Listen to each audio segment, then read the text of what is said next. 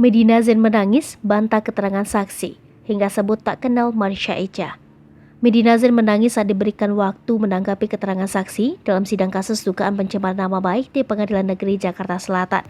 Ia mencoba meluruskan bahwa dirinya bukan pertama kali yang mengunggah pertikaian saling sindir di Instagram. Seketika suara Medina Zain terbata-bata saat memberikan tanggapan atas kesaksian Evi Dwi Purnamasari. Lebih lanjut, Medina menegaskan tak mengenal Marsha Echa sebelum terjadi pertengkaran di media sosial. Diduga jika kesedihan Medina Zain berawal ketika saksi memberikan keterangan yang tidak tepat. Kemudian, Medina Zain membalas unggahan cerita tersebut dan mengatakan tak mengenal sosok Marsha Echa.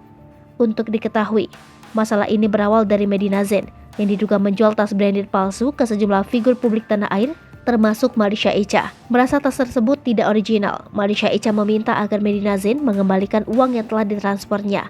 Namun, Marsha Echa mengklaim malah mendapatkan dugaan pengancaman dan pencemaran nama baik dari Medina Zain melalui media elektronik.